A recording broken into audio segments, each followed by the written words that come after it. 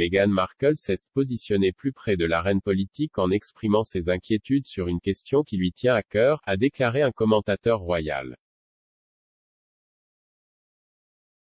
La duchesse de Sussex a publiquement exprimé son point de vue sur la décision de la Cour suprême des États-Unis d'annuler l'arrêt Roe v. Wade de 1973 qui l'a rapproché de l'arène politique, selon le professeur Pauline McLaren.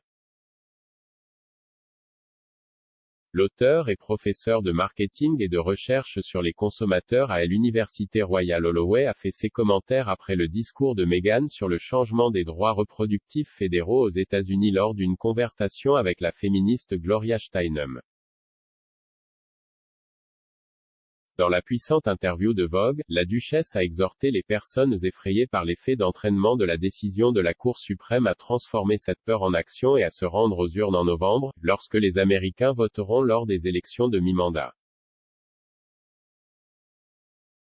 L'interview a également révélé que Meghan et Madame Steinem avaient collaboré pour faire adopter l'Equal Right Amendment, ERA, un amendement à la Constitution américaine conçu pour garantir l'égalité des droits juridiques à tous les citoyens américains, quel que soit leur sexe.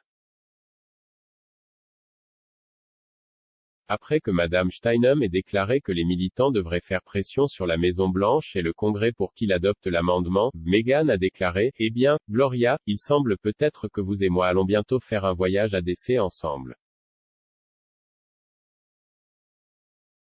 Lorsqu'on lui a demandé si cette interview avait aidé Meghan à consolider davantage son statut d'humanitaire ou si elle s'était positionnée plus près de l'arène politique, le professeur McLaren a déclaré à Express.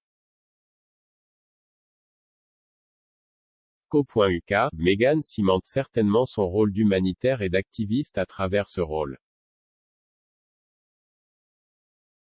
Mais elle se positionne aussi plus près de l'arène politique, le professeur McLaren, co-auteur de Royal Fever, The British Monarchy in Consumer Culture, a ajouté, ces aspects sont tous liés les uns aux autres, car être militant, c'est aussi être politique. Ici, nous devons nous rappeler qu'elle adhère à un principe féministe clé reflété dans le slogan « Le personnel est politique ». En d'autres termes, les expériences personnelles des femmes trouvent leur origine dans leur situation politique et l'inégalité entre les sexes.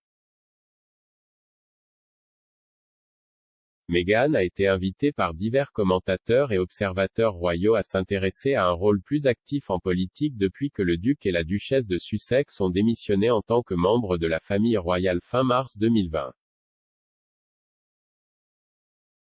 La duchesse, qui pendant son mandat de membre senior du cabinet était restée strictement politiquement neutre, a exprimé son point de vue sur l'importance de s'inscrire pour voter à l'été 2020, avant les élections présidentielles américaines qui ont vu Joe Biden mettre fin à la présidence de Donald Trump.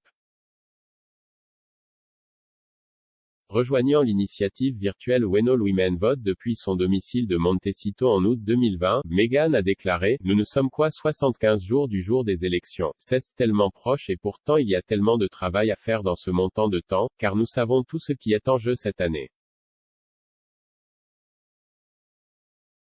La duchesse s'est également associée à Madame Steinem au cours de ce même été pour appeler à froid les Américains et les exhorter à voter.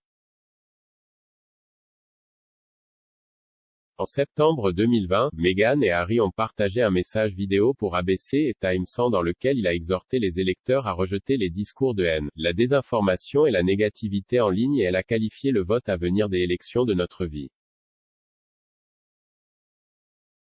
Cela a déclenché la réaction d'un membre républicain du Congrès, Jason Smith, qui a écrit une lettre fulgurante à l'ambassadrice du Royaume-Uni à DC, Dame Karen Pierce, pour demander au gouvernement britannique de s'assurer que le pouvoir n'interférerait plus dans les élections américaines. Dans leur vidéo, ni le duc ni la duchesse n'avaient mentionné aucun des candidats ou partis.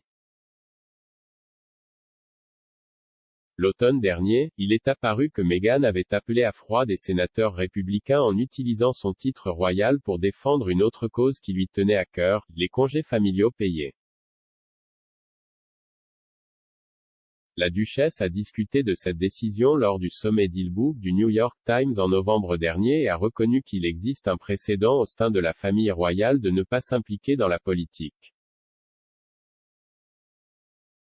Cependant, Meghan a déclaré que sa campagne sur la question du congé parental payé n'était qu'une question humanitaire plutôt qu'une question politique.